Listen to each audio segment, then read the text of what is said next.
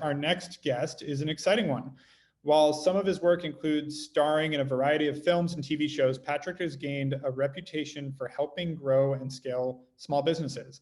After large success with companies like Blaze Pizza, Liquid IV, Super Coffee, he has expanded his portfolio and holds multiple advisory board seats in companies ranging from consumer product goods companies to fast casual restaurants, hospitality, health and wellness, to a number of charitable organizations.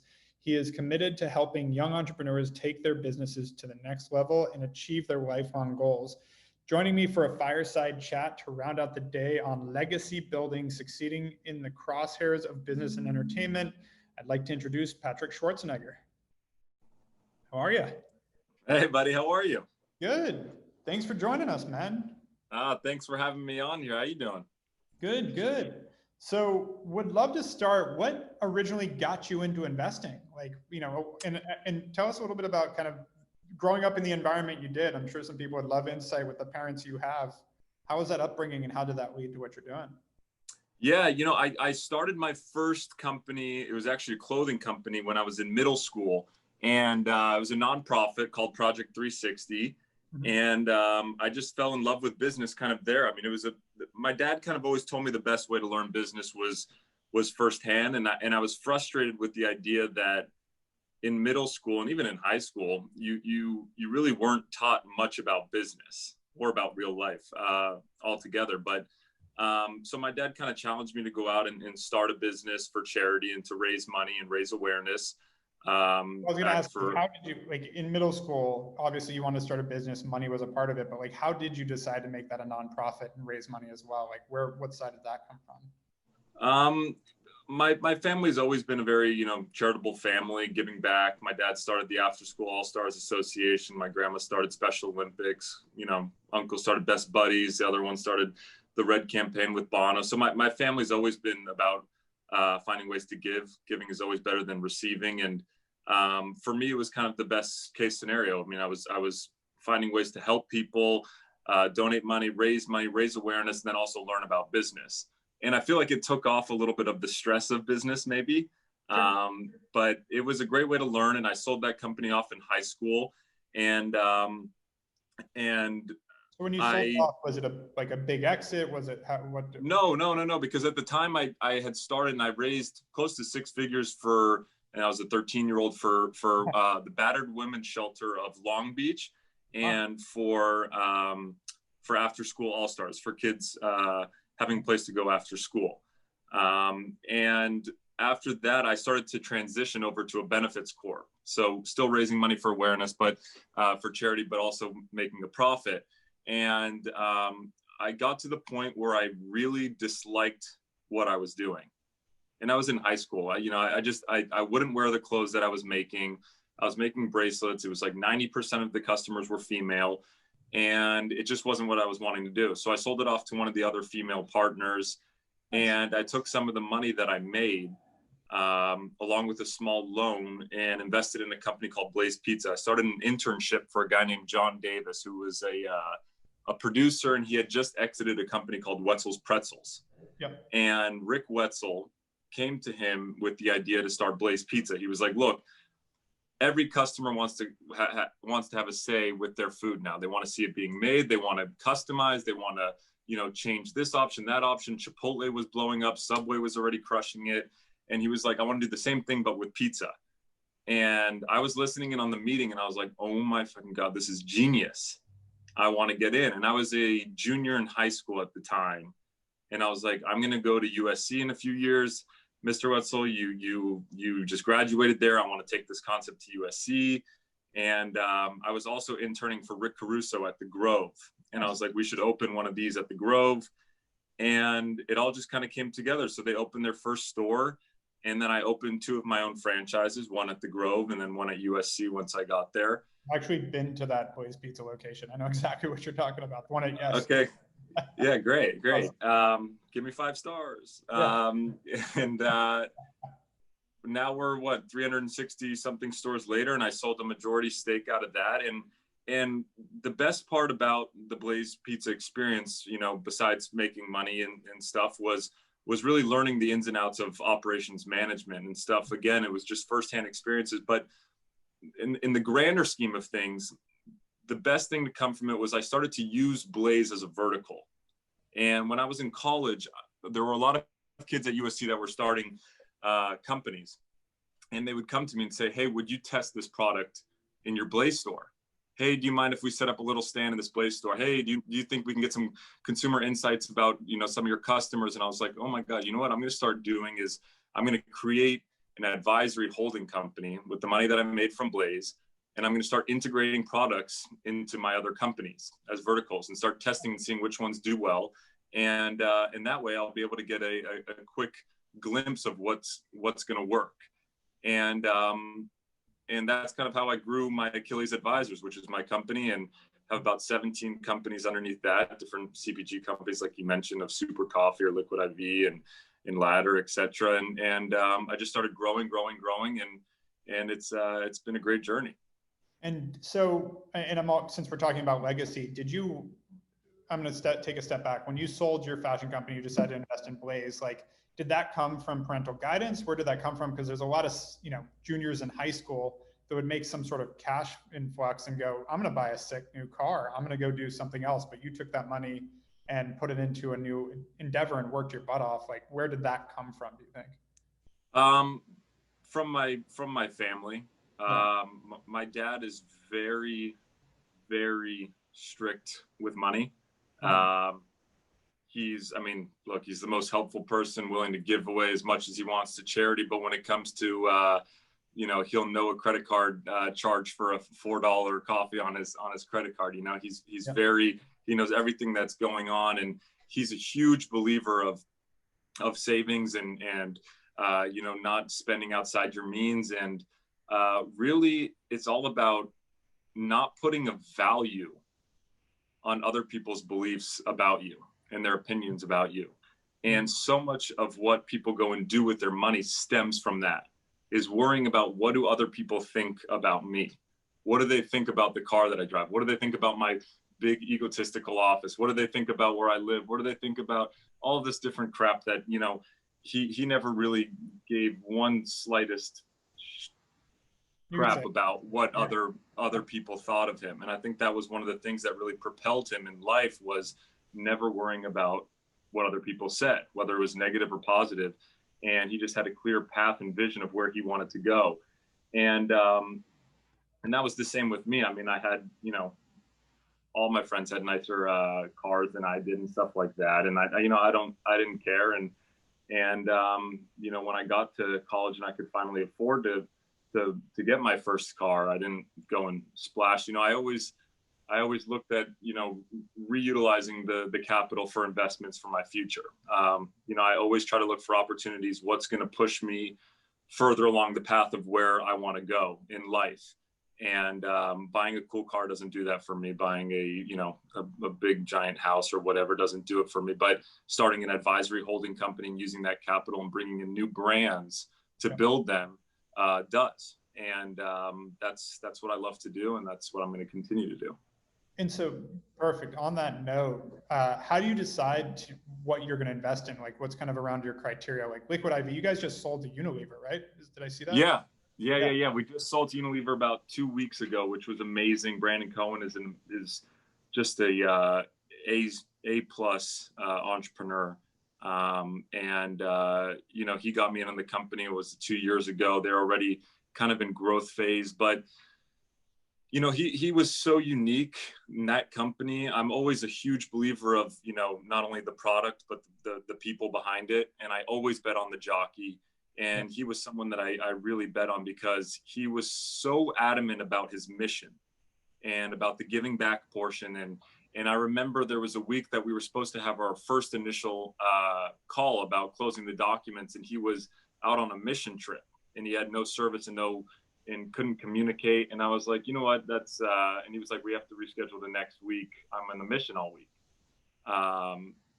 And I was like, you know what, that's amazing. Like, I love this guy just from the start, that he was actually going and donating, I think, 5 million Liquid IV hydration sticks to people in need. Wow. And for me, I always like to be part of the journey. You know, it's not always about making money. It's about making a difference and finding ways to utilize your business and really have a mission and a why. And those are the brands that I like to bet on, the ones that really have a why. There's a burning reason of why they went out and created that company and their company and their product, and it's solving something. So it wasn't just like, oh, this is the healthier Gatorade, this is a less sugar Gatorade, you know. But that's kind of what I like to do. So overall, I mean, you know, Marcus Lemonis is one of my mentors, and I look up to him, and he's always a people, product, and process person, the 3 Ps. And I always say the 4th P is Patrick, and that's what I like to do. Nice. Yeah, it's really impressive to hear that, because I think there's an important note in there for anyone getting into investing, which is, and you didn't say it, but keeping your ego out of it. You were canceled on by a guy that was asking you for money because he was going on a mission. Like, a lot of investors, I've seen it, ego comes into play and they go, what, they're not going to take time from me? Like, then you don't get my money. And they play this game, and it's like, you, again, just had a massive exit to Unilever because you went, that's great. You're focused on your business. You're focused on your mission. I'm going to take a week, and that's no problem. And that is so huge as an investor to remember that you shouldn't be the priority. If people are prioritizing raising money, they're not focused on their business. So that's big.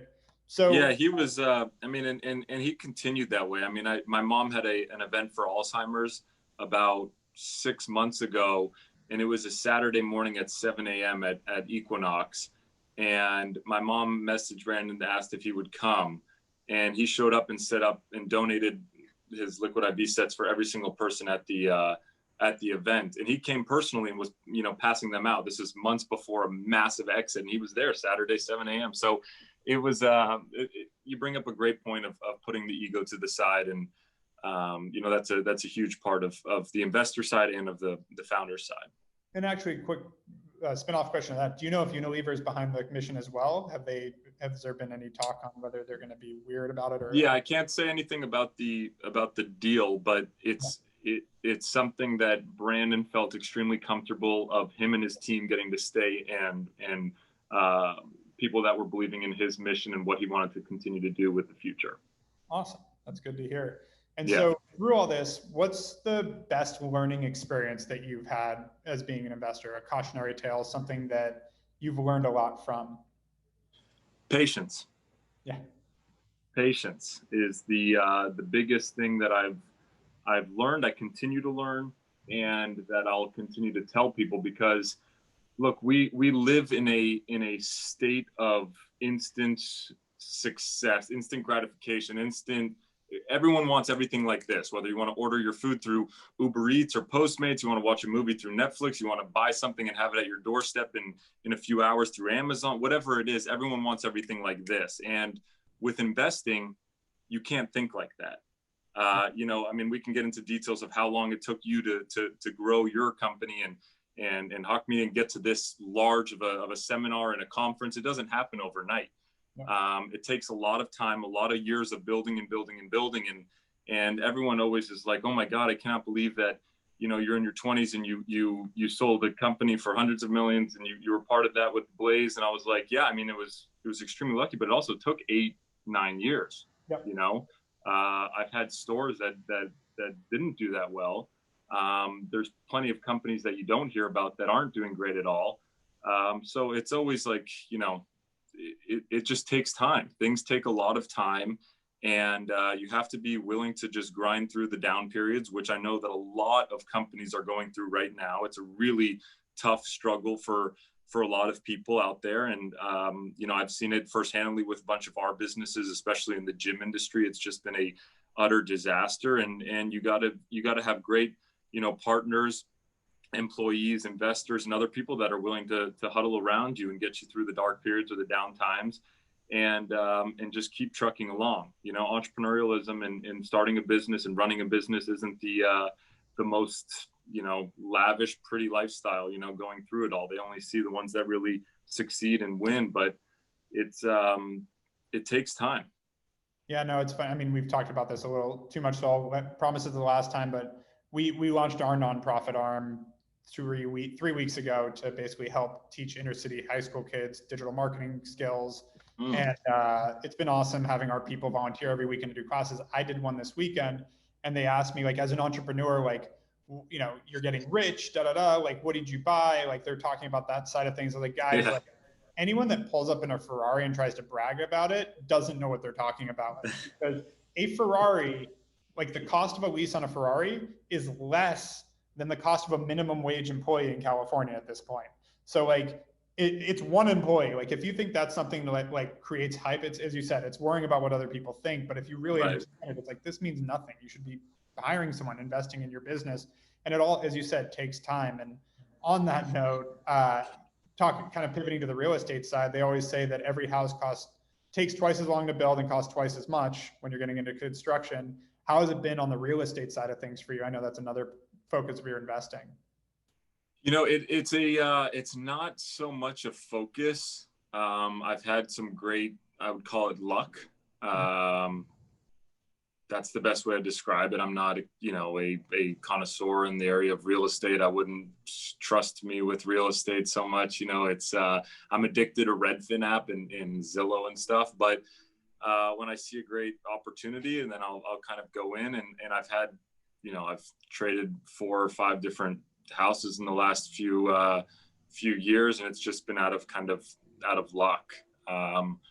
So it's I can't give much advice there, but it's interesting right now with where the industry is and with the low interest rates and people borrowing money. Obviously, it's kind of a screwed up system of how they're just trying to inflate and keep money going into the economy. But we'll see what happens. It's an industry that I want to learn more about and grow into, especially the commercial side, which is an industry that's getting hit pretty hard right now. So, but I like to keep on the commercial real estate side for some of my businesses that have, rents, understanding the square footages and price per square foot that's happening right now, and the shifts that are happening, and the triple nets and the taxes and all that kind of fun jazz. I just like to learn about it all. And again, for people that are out there that are in school or not in school, or even younger than that and not going to college or wondering if they should go to college, like I was shocked at how much info I didn't learn at school that I got to learn through firsthand experiences of the businesses. I mean, there was just so much that I had no idea about real estate, and with rents and contracts and everything like that for certain businesses that I learned just through working with them that they just never taught at school. So that's why I like to be involved with it and just learn. No, totally makes sense. And you've learned right from some of the best. Your dad, from what I know, originally built his career in he built his career in bodybuilding, but put that money in real estate and made his wealth before he was even started acting. Yeah, it's crazy because it's funny if you ask certain different people. Some people know my dad as bodybuilder, some know as actor, some know as politician, but he's actually he made his first $1 million and became a millionaire through real estate and through bricklaying. He was a bricklayer during the day. I mean, you'd go early morning to the gym and work out, and at night again for 2 days, and during the day, him and his partner, his workout partner Franco Colombo, had a bricklaying company, and they would go and build people's, from walls to houses. And it's funny because we go on bike rides every single week, and he'll always just take me around different houses that he built and stuff like that. But he started doing successful enough that he could afford a down payment on a property, on a little house, a little condo apartment right off of Montana, south of Montana, if you're familiar with LA. I know you are. And he got that and started renting it out to friends, and then just kind of grew and bought some other places on Abercrombie. Abercrombie used to be a total crap hole for forever, way back when he was, the Venice Beach days. People thought Venice Beach was for, weird bodybuilders and hippies and drug addicts, and now it's some of the most prime pricey real estate in all of California, right off of Abercrombie. So he got lucky again with that area, and that's when he was at Gold's Gym right there, right? So that was like his backyard in some senses. Yeah, that was his backyard, and he bought the big corner block on the beginning of Abercrombie from Joe Gold way back when, and so he likes to kind of, as he says, have eggs in multiple different baskets. but he likes to pay attention to each, like all his eggs are in one basket. So it's, you know, he has different areas that he really likes to spread himself out, but he's very, very focused with what he's doing at the moment. And then when you worked with Caruso as well, which is one of the most successful real estate guys in LA, what were you doing with him? Has that contributed to your educations in some way? Rick Caruso was probably one of the most important jobs that I ever had. And I'll tell you why, because it goes back to the ego factor. And Rick Caruso, for people that don't know, multi-billionaire, probably one of the most successful real estate developers in the world. And the first week that I worked for Rick, I worked for him. It was just a standard internship job. And what he did was he didn't have you just come in the office and learn. Every week you would be assigned to a different portion of the growth. And whether that was you're going through lease walks and you're going and talking to the different tenants and seeing how they're doing or what could be improved, to doing security for the Grove, to doing valet parking for the Grove, to doing party event planning for the Grove. It was everything. So I just remember one of the second or third weeks that I was working there, Paris Hilton had a book signing and I was on security. I was on security detail. And I got assigned, me and there was another guy, and we were the front security people for Paris Hilton to walk her from the car to the event. And I knew the Hiltons. And I got there and I greeted her with I had my suit and tie and they had the earpieces, blah, blah, blah. And she was like, "What? Why are you being secure?" I was like 17, 18. And I was like, yeah, I'm going to walk you to your event. She was like, "Why are you doing this?" And I was like, "Oh, I'm learning, how to everything about the Grove and operations and blah, blah, blah, blah, blah." And it was just a really cool learning experience for me of how Rick made everybody do that. Yeah. Go and spend time at the valet parking, spend time in the security, spend time at the lease, spend time at the operations and management. So he was a really big believer of making sure you knew everything about the ins and the outs of the business. And I just thought that was really admirable. And it was something that I took away and I'm really grateful for. And it was a good experience. No, that's awesome. And so shifting gears a little again, would love to know, have you been living at home throughout COVID or did you move back home or there was a note? I lived with when COVID started in March, I moved back with my mom. You did? Yeah, so I lived back with my mom. She's in her early 60s, but at the time we didn't know how crazy COVID was or bad it was. And I didn't want to be hanging out with all of my friends and then going and seeing my parents because I hang out with my parents all the time. And so I decided to move back with her and spend time with her while everything was on a full shutdown. And so when I was with her, I had this huge entrepreneurs event planned for end of April, beginning of May.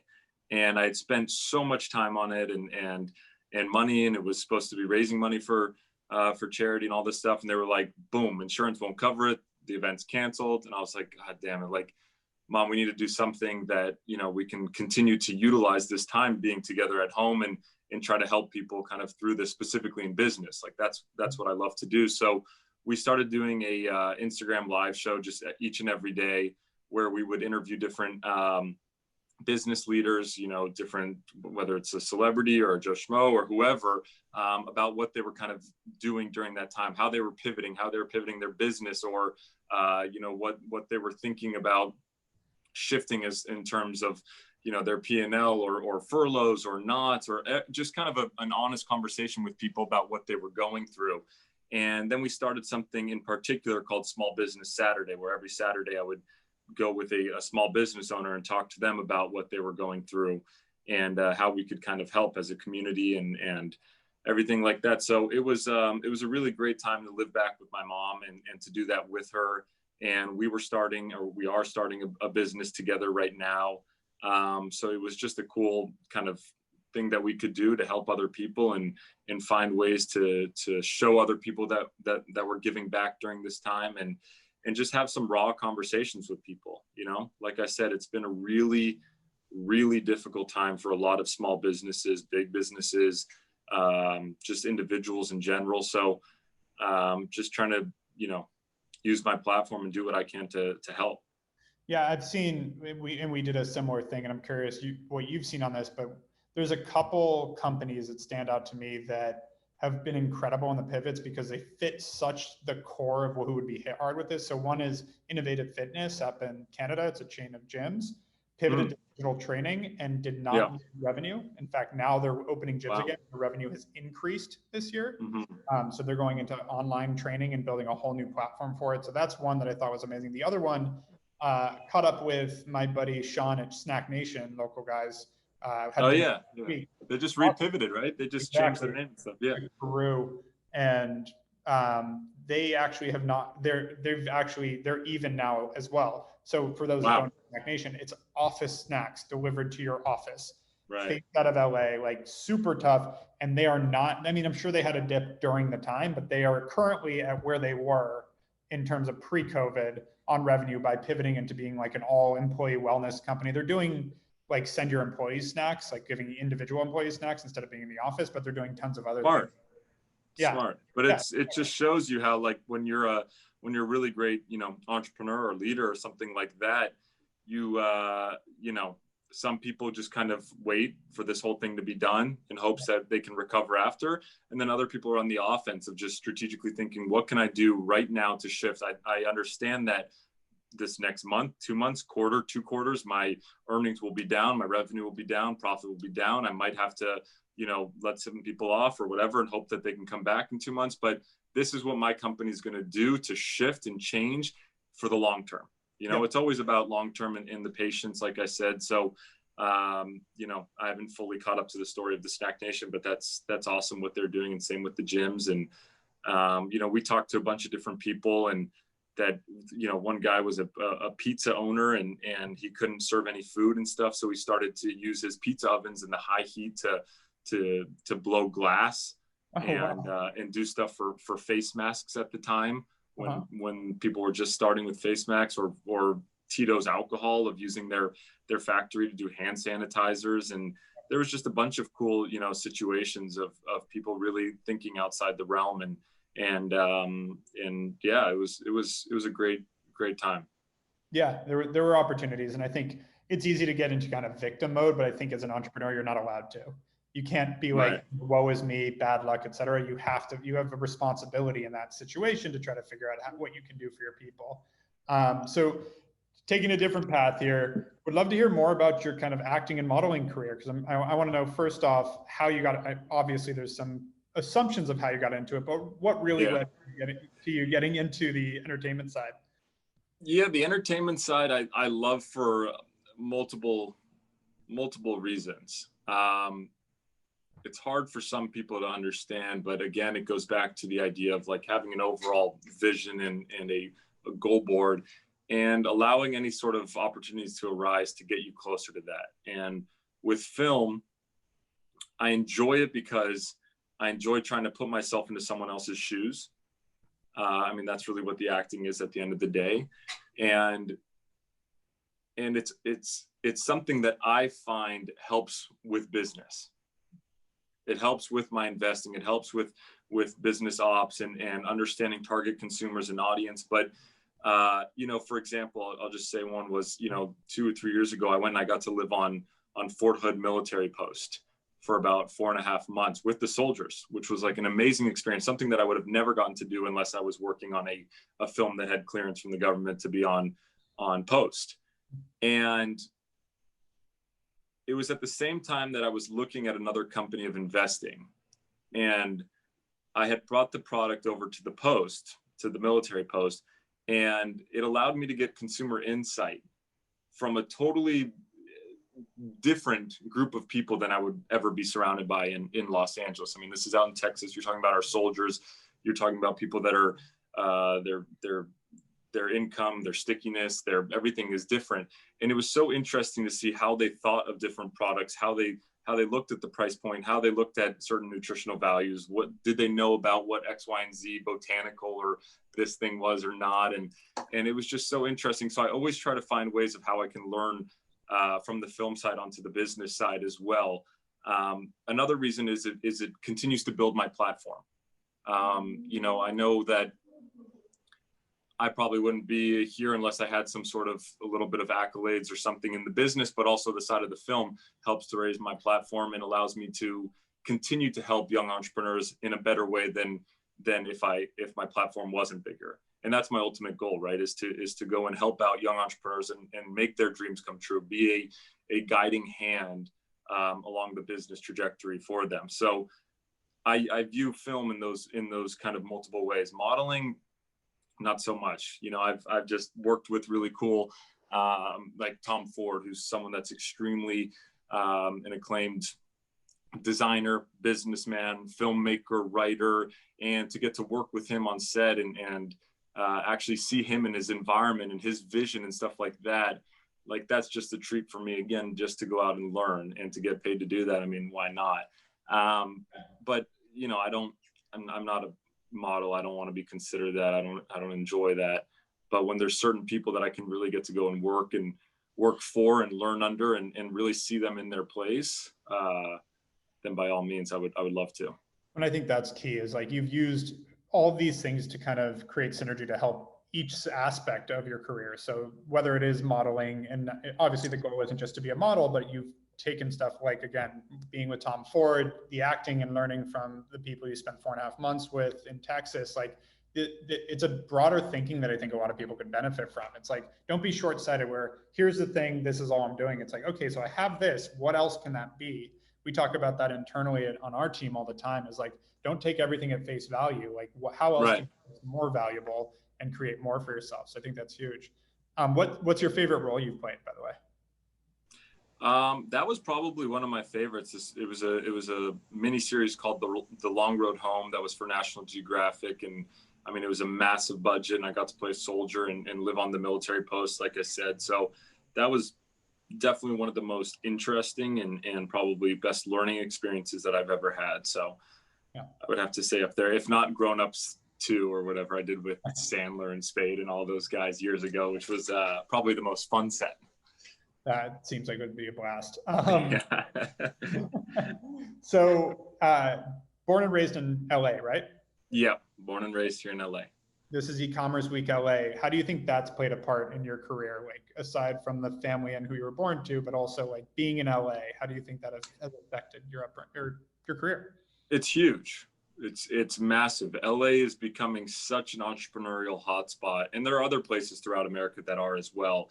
But you know, I've had friends that joke with me, like, you know, hey, you see this new tax bill that's going to happen? Are you gonna leave and blah blah blah blah blah? And I was like, no, like, I'm not going to leave here, because LA is, you know, first off, I get the best aesthetics. I have the beach, I have the water, I have my friends, family, but I have my deal flow. Like, my whole business, everything is here for me.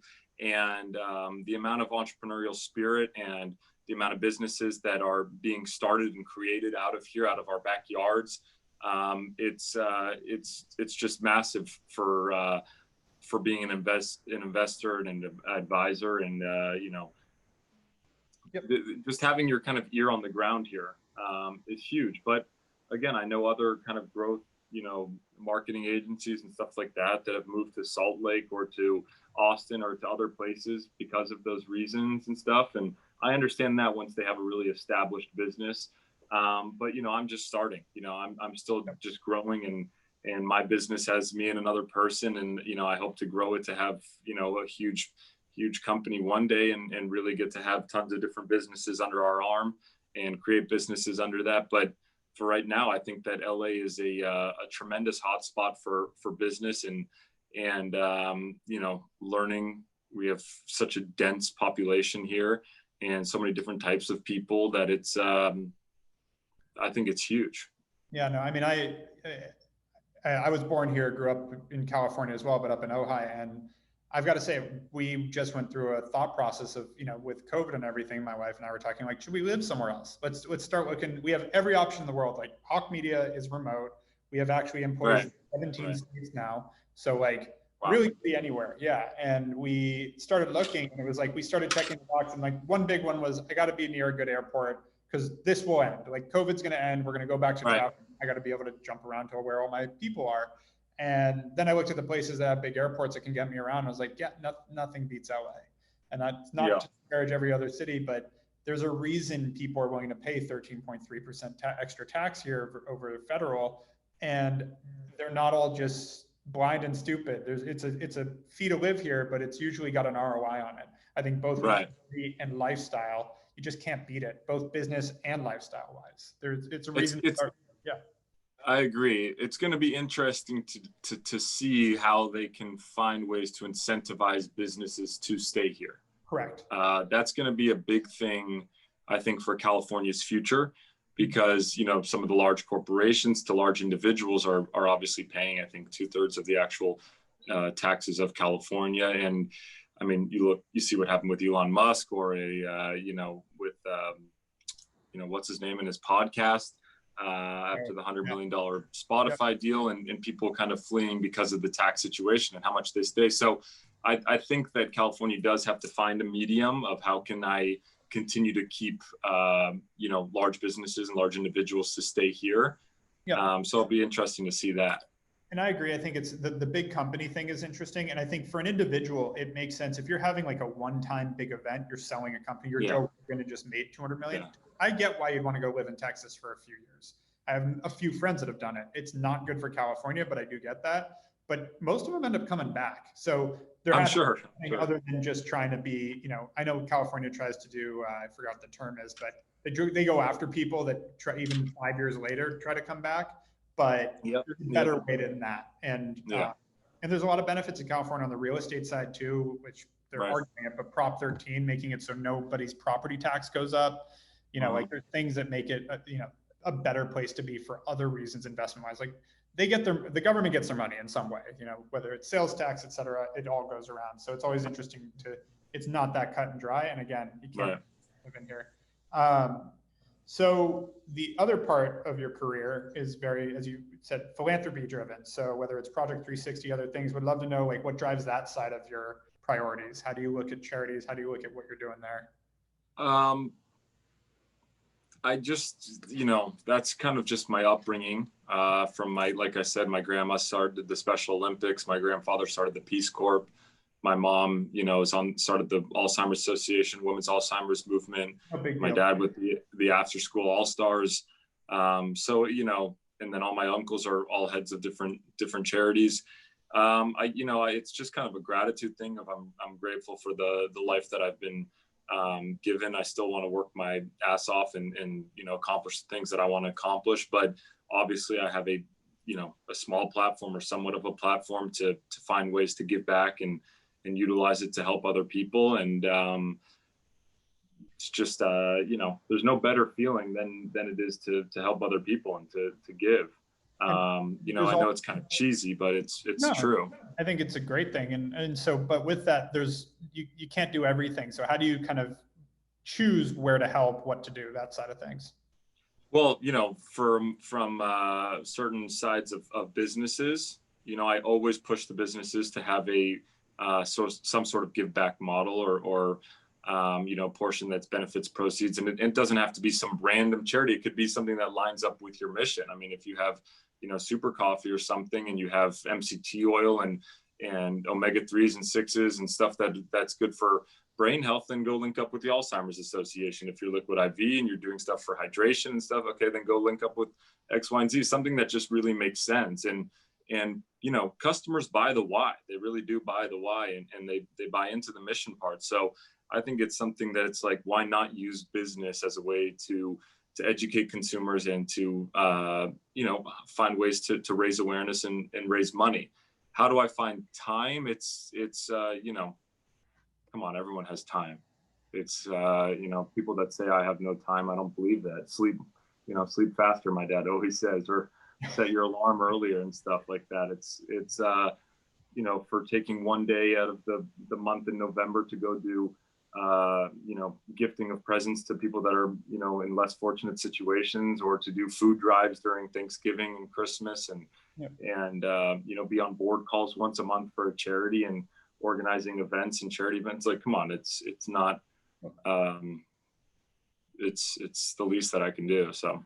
Yeah, no, something I learned from my wife. I was telling her when I was starting Hawke, like I just haven't had time to work out and like be healthy. And she's like, no, no, no, you haven't made time. It's a Yeah, prioritization. it's a probably, yeah, it's Yeah. exactly right. And it's such an important lesson. Nice to be from her, but it's totally true. It comes down. I like my least favorite thing I hear from people is I'm so busy, because the word Right. to me means that you don't know how to manage your time, and you don't know how to prioritize your time, because Yeah. everybody's busy. We all have things that fill our day. It's what you're prioritizing and how you're delegating and how you're making do with what you have that means something. So yeah, I agree that, like, it's funny, like, and you have, I'm sure, the same experiences, but the most successful people I know tend to be the most responsive on email, tend to be like the easiest to get a hold of when they want to be getting, when you want to get a hold of Right, them. right.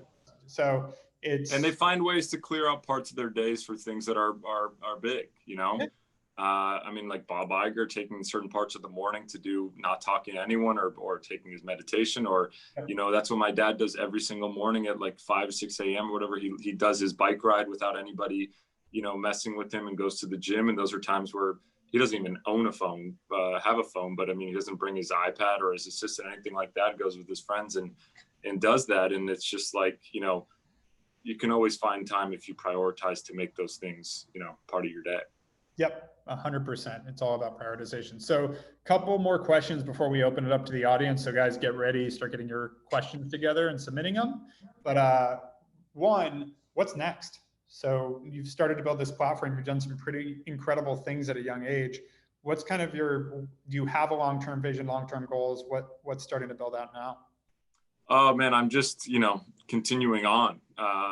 You know, I'm just getting started with helping different businesses and creating them, and building my own company of Achilles Advisors and stuff like that. So just continuing on with all of that, and finding a way to just, you know, keep integrating companies underneath, helping different entrepreneurs, finding ways to be helpful, if that's a connector, an advisor, helping raise money, get other strategic people in, branding, overall vision, whatever that is. It's a very broad mission, and I keep it very broad so that I can, you know, continue to do that each and every day. I'm not going to accomplish it just making sure I'm out there helping every young entrepreneur that I possibly can. Is there something that's like, this is what I'm trying to achieve, or is it just an ongoing, as big as I can go kind of thing? No, it's not like I'm trying to, you know, I'm never a financial thing of like, I'm here to make $100 million and then I quit. You know, it's like, I do this because it's fun. You know, I love watching companies grow from nothing into something.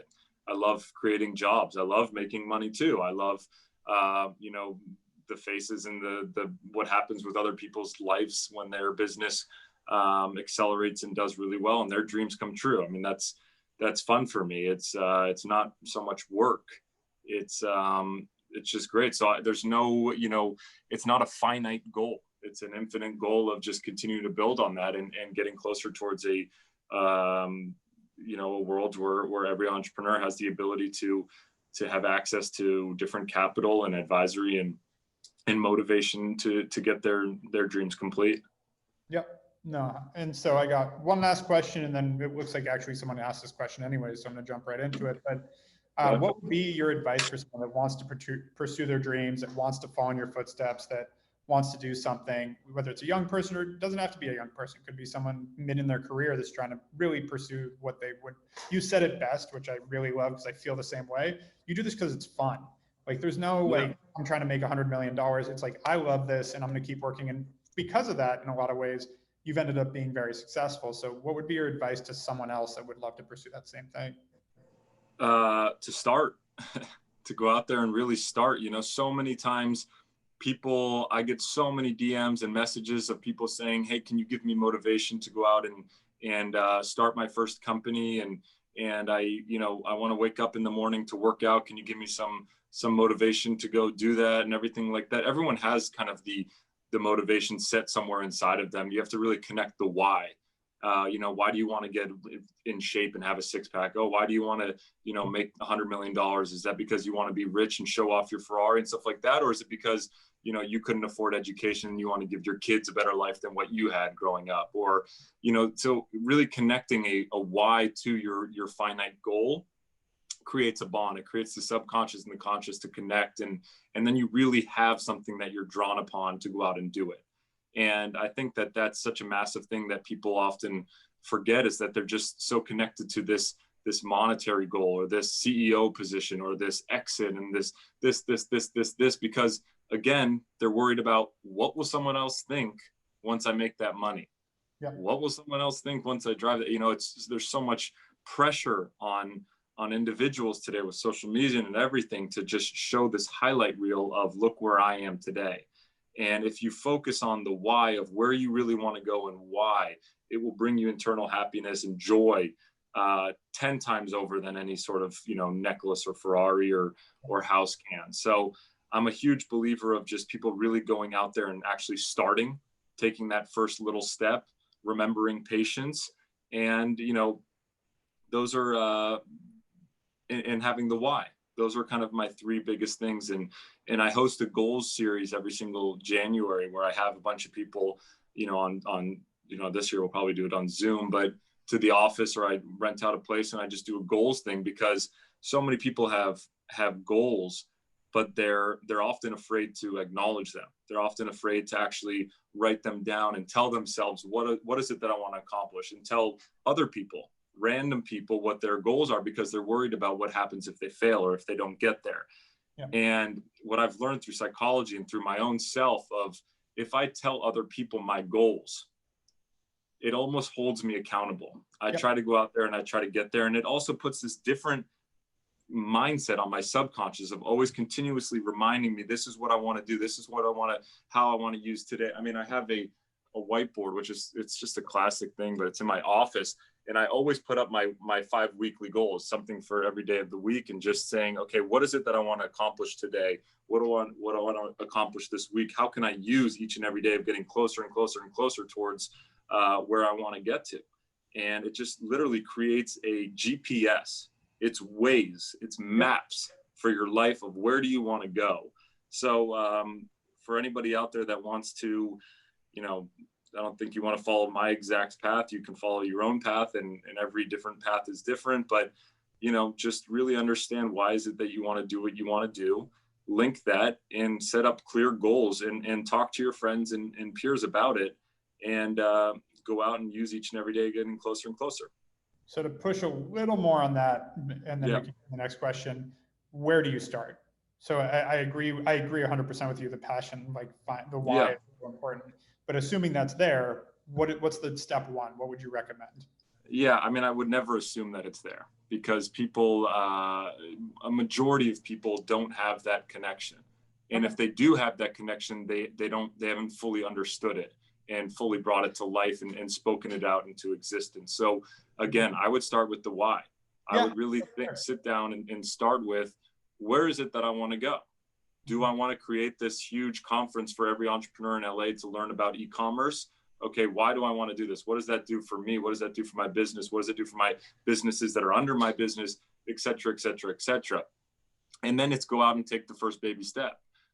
So, you know, is that you want to get a 6-pack and you want to start waking up earlier? Great. Right this second, you know, set that alarm to 5-something a.m. and you know, do the first necessary step to getting closer to that goal. I think sometimes people often create these very lofty, heavy, large set goals that are almost unattainable, which is fine, because you're always itching towards, but that's why I like to, what I showed my whiteboard is I have little daily goals, little weekly goals of things that I can check off and actually show myself that I accomplished that. And when you accomplish stuff, it creates an essence of momentum.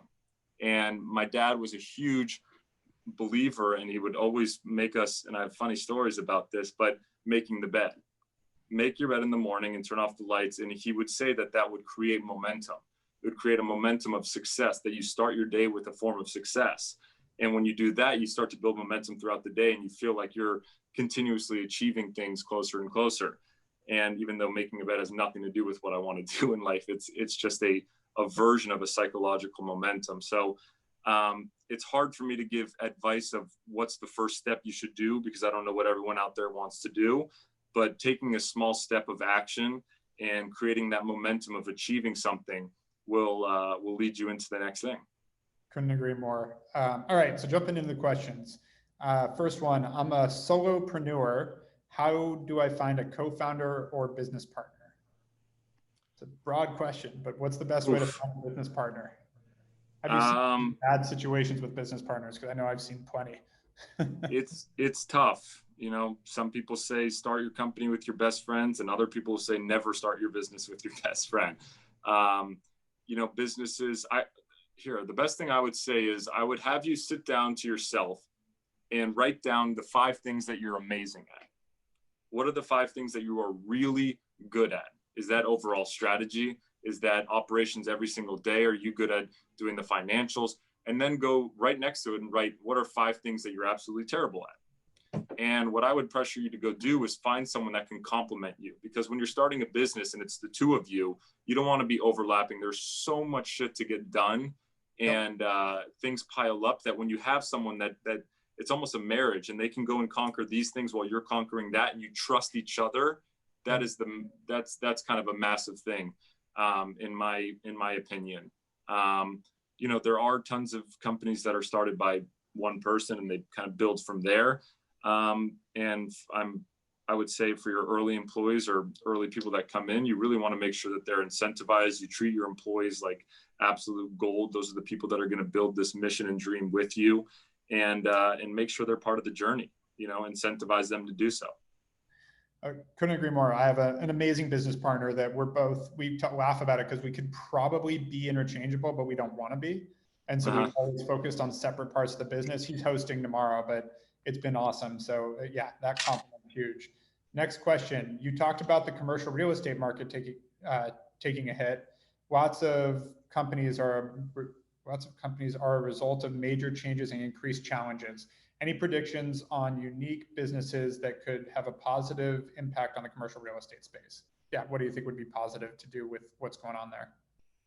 With the commercial real estate side of things? Yeah, to translate what I think they're trying to say is, like, you know, there's offices are getting vacated, people are not paying their rents. What do you think, where do you think the opportunity in that space is? It's a hard one. I've been thinking. It's hard, but you know, look, I think that going back to the idea of patience, I mean, look, I think that when we're in the thick of anything, everything always seems terrible. You know, I mean, I remember, and this is you know, not to bring up such a bad situation, but with 9/11, with flying planes and everything like that, I remember, you know, looking back and reading, people were saying like the airline industry is done. You know, we need to find new forms of travel. The United States needs to, you know, invest in infrastructure and in trains and everything like that. And of course, during certain moments of times, everything seems like they'll never come back. I mean, if you look to 5-6 months ago with the stock market, and if you would watch any day or morning on Squawk Alley, CNBC, people were saying, why would I ever invest again?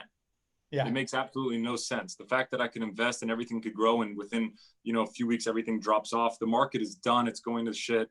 And, you know, we're back at almost an even for the year. And some stocks are well over, you know, 100% gains on the year. So I think that for the commercial real estate side of things, I think that it will bounce back. I think that companies will be seeing their businesses in a different way. Do I think that, you know, a company will have a few hundred, you know, desks in one office and they're, you know, all side by side? I think it will change. I think that a lot of people can start to work from home, that real estate markets are going to be booming in areas outside of main cities, where, you know, people felt like they were forced to live before. Now they can be doing some days virtual, some days going in the office. But another thing that I would say is that a lot of companies that I have that are direct to consumer, and I'd actually like to hear your point of view on this, Erik, but are looking, actually have raised some money recently and are looking for retail opportunities next year. They're starting to think, okay, the price per square foot, the rents are going to be coming down. At which point we can use that as a storefront, as a marketing purpose, and drive hopefully traffic to our online, or achieve great margins in store and have good four-wall EBITDA and use it as a marketing expense. And we still get people to try our program, try our products, try our anything that it is in person, and still get the benefits of the direct to consumer. But I'd love to hear what you think on that. No, I mean, I think you nailed it across the board where this is definitely a blink and it will change things, but and again, hate to say it, but it's exactly in this way, like 9/11, where, there's going to be things that are reminiscent. There was no TSA, there were no, you could walk right up to the gate before 9/11 and like greet people. Like it was a very different era. And now there's heavy security in airports, et cetera. Like things did change, but the general ethos of having real estate won't. And just like flying on an airplane didn't. It's a different experience. Just like you said, it might not be a sea of open floor plan desks, but people are going to still want to see each other. People still want to collaborate. People are still going to want to do all these different things. And so with direct to consumer, I think e-commerce, I said it at the beginning of the day, but e-commerce market share of consumer spending over 2x the past 6 months. Yeah. So that part, I do think that retail will still see a hit in some ways, but if the retail prices come down slightly, and again, you can use it as a marketing expense, et cetera, people are still going to want to be out and about. Like people are stuck at home now because they have a reason to be. People are going to go back to what they liked doing before and being out, going shopping, doing these things. So yeah, I think it's more hold on for now and make work what you can. But I also know like my whole family's in commercial real estate. Literally my brother, my sister, my dad, my brother-in-law, etc., and all separately. So really around that, they're all doing fine in a lot of ways. There's been struggles, but they've been able to work with their tenants and find ways to do it that it's not zero. Like people really focus on the worst affected people, but most people are okay.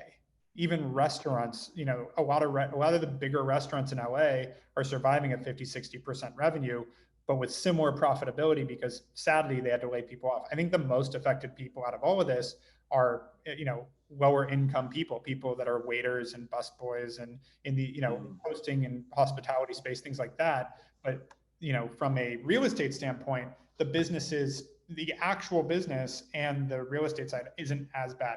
We're going to see price drops. We're going to see certain things, but I don't think it's going to be devastating. All right, so we got time for probably a couple more questions. I like this one, but have you ever had any doubts and how did you overcome that? Of course. Who doesn't have doubts? Who doesn't doubt themselves? I mean, it's, it's again, one of the reasons I said that people have, reach out to other people saying, can you give me motivation? Or can you tell me to go and do this? Hey, I need help. Like Tony Robbins is a really great example. I've been to his conferences. And the fact that he titled his Netflix special, I'm Not Your Guru, was really meaningful to me because he basically was showing people that I'm not some sort of special guru that's telling you what to do and it's going to end up fine. You know what you need to do deep inside of you. And all I'm here to do is to unlock that, to be the medium here, to get you to realize and recognize those things. So the way I challenge that is in how I've done it myself is, what are your doubts? And going back again to the why. Why do you have the doubts? And what's the worst thing that'll happen? You fail, you fall down, you get back up. Other people will think that you failed and they know that you failed and they'll whisper to their friends about it. Screw them. I mean, seriously, it all goes back to the idea of worrying about what other people think of you.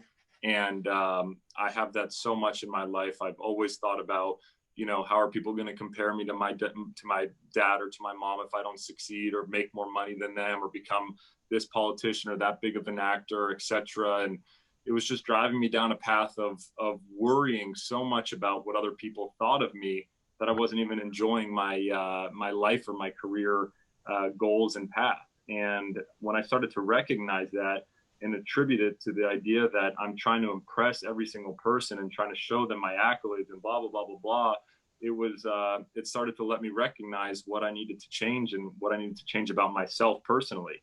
So look, if you have doubts, it's totally normal.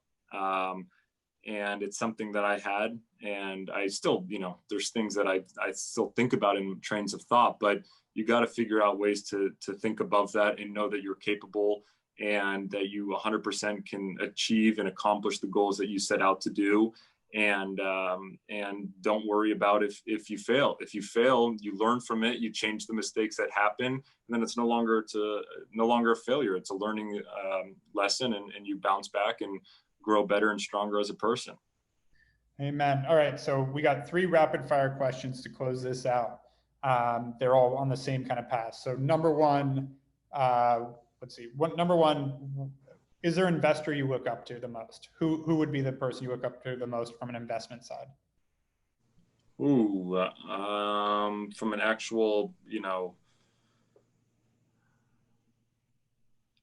look, I mean, Marcus Lemonis is one of the people that I'm close with, and I really like to learn, because he has that kind of part of him that goes out and helps other people as well. I mean, what he's done for small businesses and people of America and helping them, it's something that I look up to the most.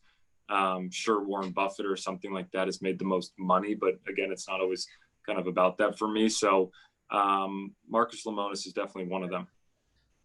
Next question. What is your favorite investment you've made? Ooh, it actually has a caveat if you're allowed to say this out loud. It has a caveat? It says if you're allowed to say aloud. Oh, yeah, I don't care. I would say my favorite has been Blaze. Because, look, I love Super Coffee. I love Tecovas. I love every company that I'm part of. That's why I'm part of them. But Paul Tecovas is a great guy. Oh, Paul? Yeah. From Tecovas? Yeah, he's great. Yeah. Blaze was just the best because it was so early in my career when I was in high school and college that I learned the most from it. And I had mistakes early on with that. I learned about business operations, and it was like a school without a school, without paying the education, So it's probably my favorite because of all of that, and its success, and its actual from pre-revenue to selling and stuff like that. So nice. And last question, what's an industry that you haven't invested in yet that you're really interested in, that you're watching?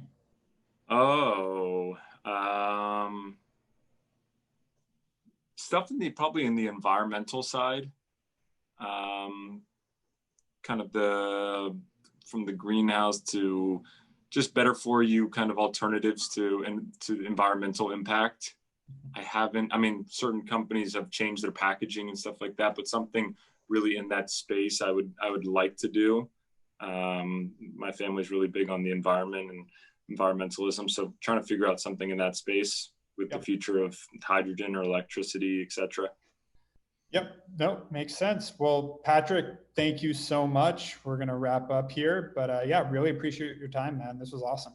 Thank you, man. And congrats to you on putting this all together and all the success you've had. But, I think that going back to the idea of just building and taking years and years and years to get to where you are, and building this platform and creating this week, it's a shift on its own. I'm sure you would wishing to having this in person and to do this on Zoom and having so many different people from all over probably the world or the country getting to listen to you and learn. It's awesome. So congratulations to you and everything you do. Appreciate it. Thank you. Yep. All right. Well, thank you guys. Thank you. And what a way to start the week. So thank you all for joining us for the first day of e-commerce week LA. The great news is there's 4 days left. Join us here, same time, same place tomorrow for the future of digital identity. Just because the content is done for the day doesn't mean the networking has to stop. So get into Brand Club LA, our Slack channel, for more connecting. Thank you to our sponsors for the day, Yaguara. Extra big thank you to all of our moderators, speakers, and panelists from today. See you all tomorrow, where you'll be greeted by Hawke Media's co-founder and COO, Tony Del Mercado. He's awesome. You guys are gonna have a lot of fun, probably more fun than me. So bye for now, and make sure to show up for more giveaways, and feel free to RSVP any day. And also, as I said, make sure to share this, get it out there. We're taking people in for free all week. And if we cross that 10,000 person mark, we're gonna donate 10 grand to charity. So make it happen, help us out, help your friends out. There's a lot to learn. Love you guys. See you tomorrow.